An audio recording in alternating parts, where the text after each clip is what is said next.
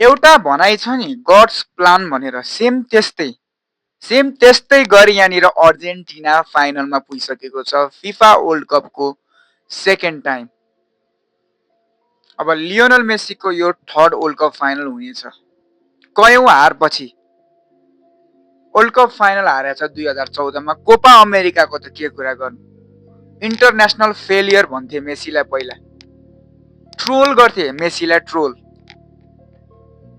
र कयौं हारपछि कयौं यहाँनिर सहेर धेरै चिज झेलेर अहिले वर्ल्ड च्याम्पियन सेकेन्ड चोटि हुन गइरहेछन्।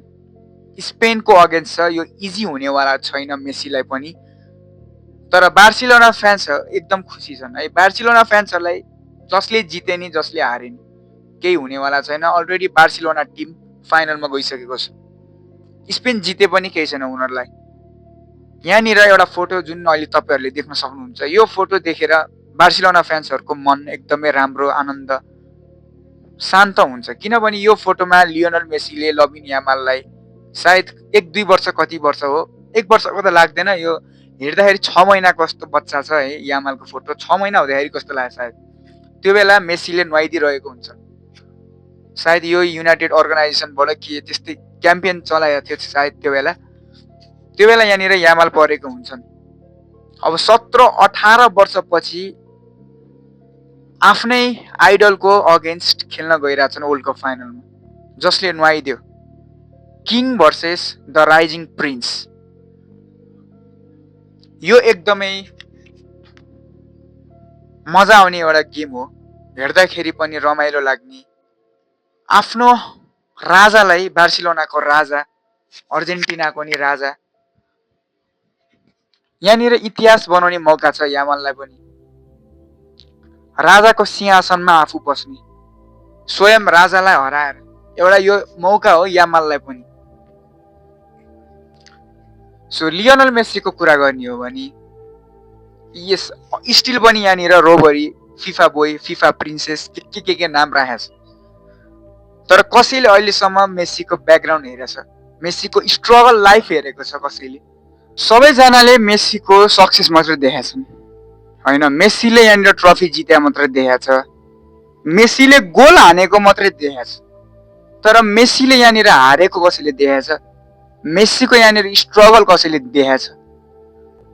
हो, म नेमार फ्यान हो, म मेसीलाई एकदमै रेस्पेक्ट गर्छु, म रोनाल्डोलाई एकदम रेस्पेक्ट गर्छु, इभन म रियल म्याड्रिडको प्लेयरहरूलाई एकदम रेस्पेक्ट गर्छु। म म्यान सिटी फ्यान भएर पनि म आर्सेनल प्लेयरहरूलाई रेस्पेक्ट गर्छु। सुरुमा म एउटा फुटबल फ्यान हो। अब अहिले जुन इन्स्टाग्राममा, सोसियल मिडियामा चलिरहेछ मेसी प्रति, अर्जेन्टिनाको टिम प्रति यति हेट हो, काहीँ न काहीँ अलिकति फ्यान बेस गतिलो छैन। यहाँनिर अर्जेन्टिनाको मात्रै होइन कि पोर्चुगलको नि फ्यान बेस गतिलो छैन। प्लेयरहरूलाई मात्रै दोष नदिउँ कि यहाँनिर स्टेडियममा हामीले देखिसक्यौँ इजिप्टको फ्यानलाई बियरको बोतलले हानेछ।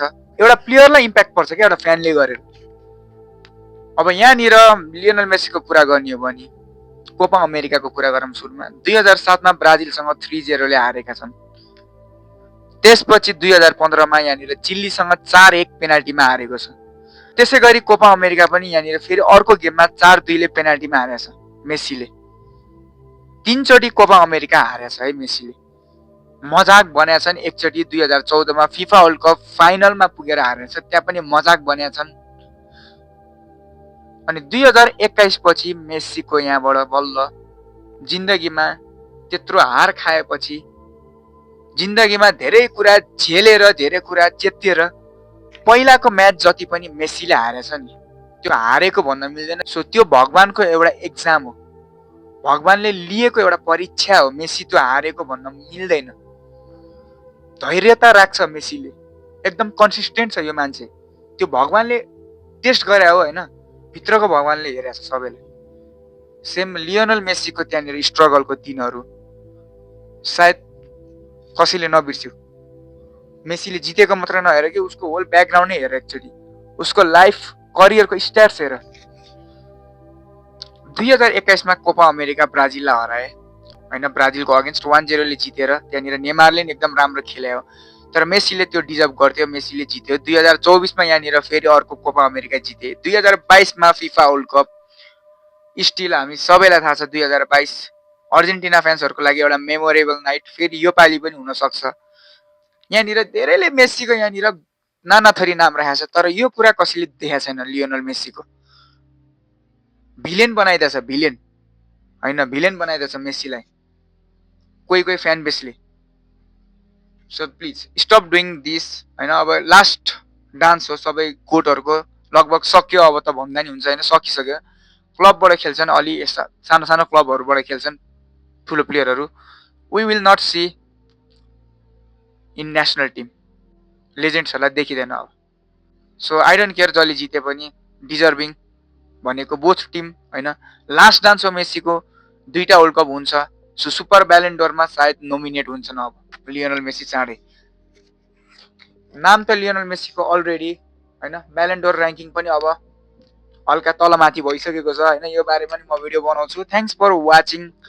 So we all can see those beautiful nights अब होइन। च्याम्पियन्स लिगको, क्लब फुटबलको José Mourinho is back to Real Madrid. So यहाँनिर रियल म्याड्रिड फ्यान्सहरूको लागि नि खुसी खबर यही हो। सो थ्याङ्क्स फर वाचिङ है। So stop hating Messi. So as a Brazil fan, love you Messi. Thank you for making football very beautiful. Gracias.